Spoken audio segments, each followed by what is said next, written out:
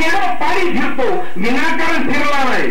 खेडोपाडीतली दुर्दशापायी या समाज मनाचं अवलोकन केलं. 12 वर्षाची मौन साधना केली. मौन साधना करावी लागते. त्यावेळेला विचार स्फुलिंगित होतात.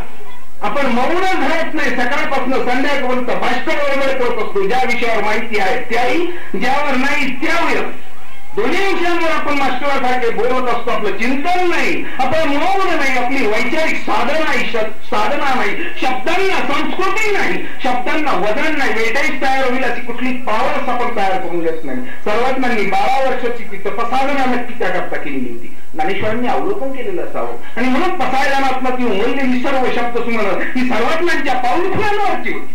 अन्यथा नाही. ज्ञानेश्वर डोक्यावर घेतले. लीळाचरित्र मात्र महाराष्ट्राच्या असेंब्लीत पायदळी तुरत असताना सुद्धा आणि भ्याड प्रवृत्तीची किंवा शंड वक्तीची माणसं महाराष्ट्रात मुकाट्यानं पुरणपोळ्या झोडतो आहोत.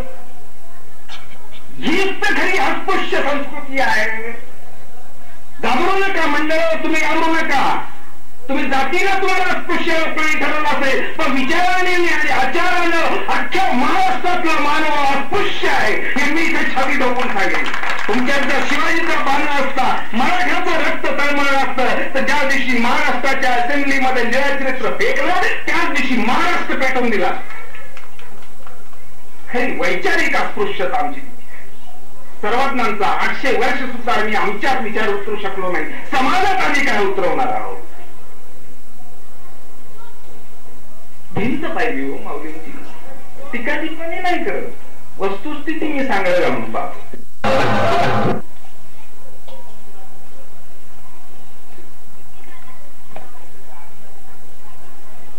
मंडळाचं सांगाल ना तर मंडळालाच मला हे सांगायचं.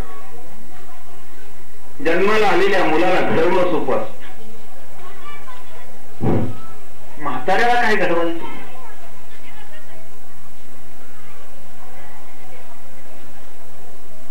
या अध्ययन मंदिराची माणसं आज जन्माला आली.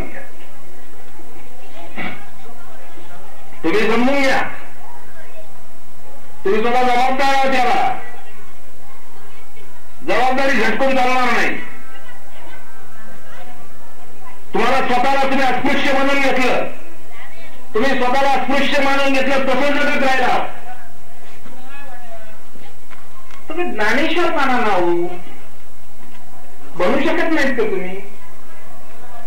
त्या काळच्या सर्व महाराष्ट्रातल्या पंडितांनी ज्ञानेश्वरांना अस्पृश्य सांगितलं होतं. तुला शुद्धीपत्र घ्यावं लागेल. बापानं अव्यात कष्ट केली शुद्धीपत्रा करता.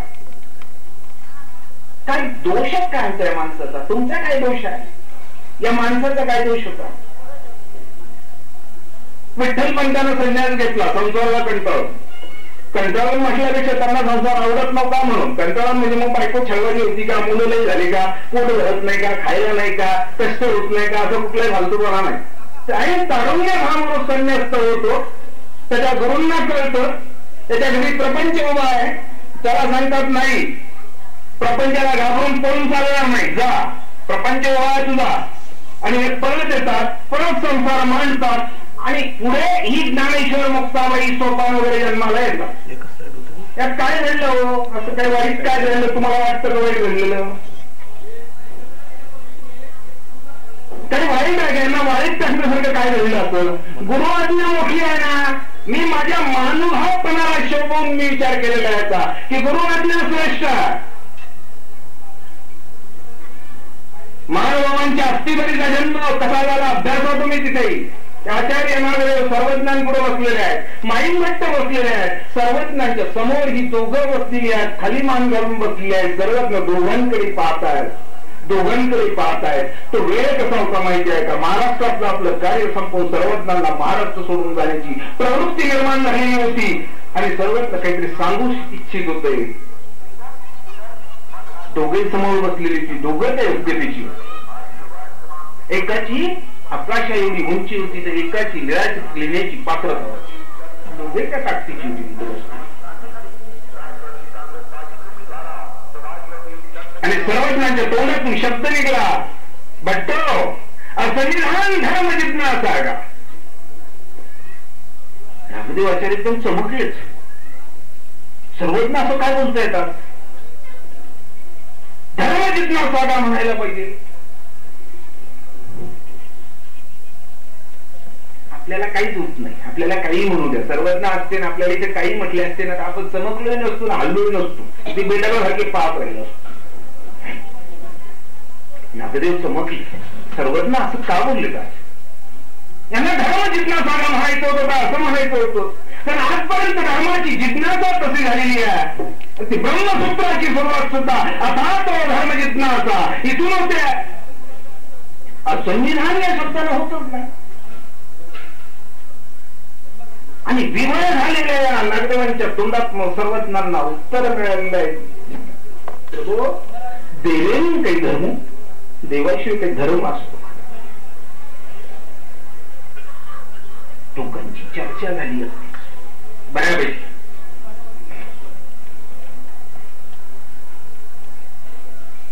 नागदेवांना स्वामींनी सोडून जाणं म्हणलं होतं आणि सर्वज्ञांना त्याने या वेळेला मी सांगतो ते ऐकून घ्यावं हे मान्य होत.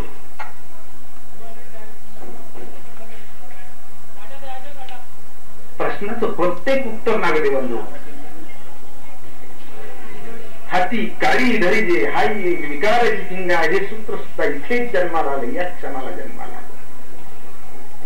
हातातली काळी पटकन फेकून देऊ शकत होते, तर सर्वज्ञांनी जाण्याचा विचार मात्र मनात ते झटकू शकत नव्हते.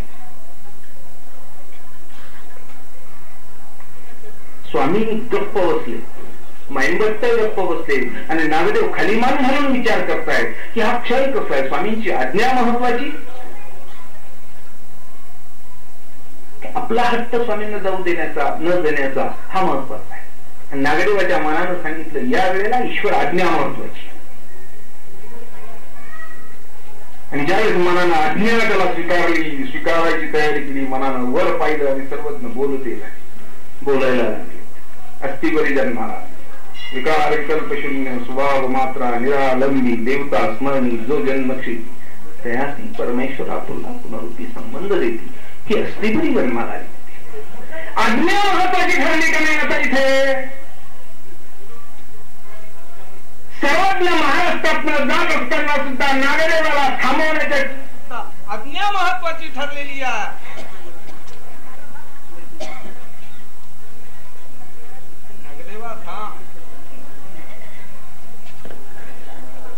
एकीचे न अभिमाने अभिमान सांडला गा तुझे न उद्यमे काही होईल. तू थांब आता.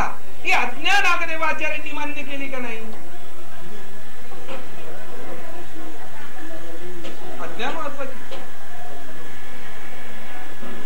मग ज्ञानेश्वरांच्या वडिलांनी स्वतःच्या गुरुची आज्ञा ऐकली, संन्यास धर्म स्वीकारला. चूक कुठे झाली हो? मग भगवद्गीतेत जरी सांगितलं असेल वर्णसंकराबद्दलची माहिती, संकर नरका यैव कुळ ज्ञानाम कुळशक पतंती पितरो हे श्यामलुप्त पिंडोदक क्रिया, हे तरी मान्य होत आहे का? अजिबातच नाही ना, कुठलंच नाही. तरी यांनी सांगितलं नाही, अजिबात नाही. भ्रष्ट मुलं जन्माला आली आहे, यांना शुद्धीपत्राची गरज आहे.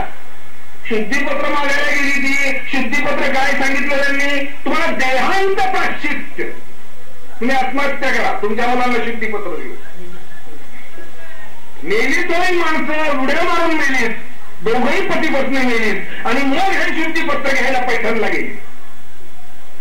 आणि पैठणला गेल्यानंतर त्या ब्राह्मणाने शुद्धीपत्र नका. आणि मग जेव्हा चीड निर्माण झाली, ती चीड तुमच्यामध्ये निर्माण झाली पाहिजे, लक्षात घ्या. मला मुद्द्यावर यायचं आता. ती चीड निर्माण झाली. त्यांना झाले शुद्धीपत्र कुणालाही द्यायचं का? हा रेडा चालला, हाही शुद्धीपत्र मागे, यालाही द्यायचं. ज्ञानेश्वरांनी जायला काय हरकत आहे? तो वेद म्हणू शकतो का? ज्ञानेश्वरांनी जायला मग का म्हणू शकत नाही? डोक्यावर हात ठेवला आणि रेड्याच्या अवकातनं वेद मंत्र जन्माला आली, अशी ती कथा सांगते. बस ही सर्व शुद्धीपत्र देण्यासाठी त्याच्या मागे पळाली. ज्ञानेश्वरांनी जायला तुमची शुद्धीपत्र मला नको आहे. 100 बाळावर गेल्यानंतर मुक्ताईने दिलेला सल्ला अतिशय महत्वाचा आहे की नानाबा तू काहीतरी वेगळं रे, वेगळं लिही, काहीतरी वेगळं कर. आणि मग ज्ञानोबाच्या हातात भगवद्गीता दिली आणि भगवद्गीतेवर टीका लिहिली. ज्ञानेश्वरी जन्माला आली. ही चीड लक्षात घ्या. ज्ञानेश्वरी ज्या दिवशी जन्माला आली त्यावेळेला हा वेगळा अतिशय बावळ छंद समाज ज्ञानेश्वर महाराज की जय म्हणायला सगळ्या महाराष्ट्रात ती ज्ञानेश्वरी एका पालखीत ठेवली लोक फोटो भरायला गेली असतात ज्ञानेश्वरीवर. लक्षात ठेवा, तुम्ही सुद्धा तुमच्यात सुद्धा चीड निर्माण झाली पाहिजे होती. आजपर्यंत वैचारिक उंची वाढवायला पाहिजे होती त्या चिडीने. अखंड जन्मावर जन्म आम्हाला तुम्ही उपेक्षित केलंय ना. आम्हाला असं आम्ही आमचा बुद्ध्यांक इतका वाढवतो ना की तुम्हाला आमच्या मागे विचारांचा सल्ला घ्यायला पळावं लागणार आहे. मेश्रामाने डॉक्टर मेश्रामांनी ती सुरुवात केली होती. दुर्दैव काय होतं की प्रत्येक वेळा खंडित होतो, हा प्रवासच खंडित. मेश्रामांनी केलेली सुरुवात अतिशय सुंदर होती. साहित्याला हातात घेतलं. तुम्ही आम्हाला ब्राह्मण म्हणा, तुम्ही आम्हाला विद्वान म्हणा, हे म्हटलं नाही कोणाला. जात म्हणा, तिला धोळ्यात जायचं असेल तरी जा, फक्त तुम्ही आम्हाला हिंदू म्हणा. हे मला मेश्रामांचा आदर मला महत्वाचा वाटला. मेश्रामांचा सर्वात मोठा गुण मला आवडला. आम्हाला तुम्ही हिंदू म्हणा, बस काही गरज नाही. तुम्ही आम्हाला ब्राह्मण म्हणायची गरज नाही. एक दिवस काळ हा येणारा काळ आम्हाला ब्राह्मण ठरवला. हो, ब्रह्म तो ब्राह्मण. आम्ही ब्रह्म जाणणारे होऊ. ब्रह्माचं तत्वज्ञान सांगण्याची लायकी आम्ही आमच्यात निर्माण करू. आपण तुम्हाला आम्हाला ब्राह्मण म्हणण्याची वेळ आणून देऊ. ही चीड तुमच्यात निर्माण करा. ज्ञानेश्वरांमध्ये चीड निर्माण झाली आणि ज्ञानेश्वरी जन्माला आली. इथं मानवांच्या 6,500 ग्रंथांचं कौतुक कशाला करताय? 7 ग्रंथांची नावं तुम्हाला माहिती आहेत काय? वाचून दाखवा मला. अरे 7 ग्रंथांच्या 10 ओव्या तरी तुमच्या पाठ आहेत का हे सांगा. 7 ग्रंथांच्या 10 ओव्या घेऊन जर तुम्ही अभ्यासल्या असत्या तर या समाजात ब्राह्मण म्हणून तुम्ही मिळू शकले असता. तुम्ही कसल्या अस्पृश्य, तुम्ही खऱ्या अर्थानं वैचारिक अस्पृश्य झाला. तुमच्या शंडात तो वैचारिक निर्माण झालेला आहे. तुम्ही कुठल्याही कमी जातीचे नाही आहात. कोण म्हणता तुम्ही कमी जातीचे आहात? तुम्ही दिलेली जात स्वीकारली. तुम्ही का झुकारून टाकत नाही तुम्हाला दिलेली जात? तुम्हाला दिलेला विचार का झुकारून टाकत नाही? तुम्हाला दिलेलं काम तुम्ही का झुकारून टाकू शकत नाही? का तुम्ही प्राध्यापक निर्माण होऊ शकत नाही? तुम्ही साहित्यिक निर्माण होऊ शकत नाही? तुम्ही लेखक निर्माण होऊ शकत नाही? तुम्ही कवी निर्माण होऊ शकत नाही? आपल्यातून कवी निर्माण व्हा. तुमचं कार्य समाजाला वाचणं भाग पडणार आहे. आपल्यातून गायक व्हा. तुम्ही म्हटलेलं गाणं देवाच्या मंदिरापुढे वाजवण्याचे या समाजाला गत्यंतर नाही आहे. तुम्ही आपल्यातून साहित्य निर्माण करा. ही गजे स्टेजवर वाचणार नाही पण कोपऱ्यात जाऊन तुमचं साहित्य वाचून त्या साहित्यावर पांडित्य मिळवून स्वतःची पाठ छोटून गेल्याशिवाय राहणार नाही. ही लायकी तुमच्यात कशाला समाजाला दोष देता? मला विषय परिषदेच्या कार्यक्रमाला बोलवलं गेल्या महिन्यात. मला त्यांनी सांगितलं की हे असं आक्रमण होतं. कोणी जाईल आक्रमण होतंय. यांचं आक्रमण करणारे तुम्ही आहात. आक्रमण तुम्ही करून घेतात. लक्षात घ्या, श्रीकृष्णाला मारण्याकरता पहिला काळ यवन आणणारा, या भारताच्या मातीत आणणारा मराठाच माणूस होता. आक्रमण आणलं कुणी? काळ यवन आला नाही, स्वतः आणले. तीच परिस्थिती तुमची झाली. आम्हाला ब्राह्मण म्हणा त्यावर फोडून कशाला म्हणताय? तुम्हाला कोणी म्हणणार नाही, म्हणणारच नाही, अजिबात नाही. मला एक मित्र आहे, महानुभाव साहित्याचे लेखक. मी नाव सांगणार नाही पण महानुभाव साहित्याचे लेखक. अख्ख्या महानुभाव पण त्याला त्याची उपेक्षा केली. एक रात्र भरवण्याकरता सुद्धा या माणसाला घर नव्हतं, दार नव्हतं, कोणी थांबवू देत नव्हतं. वनवास पत्करला. सर्वज्ञांचं ते सूत्र माहिती आहे का तुम्हाला?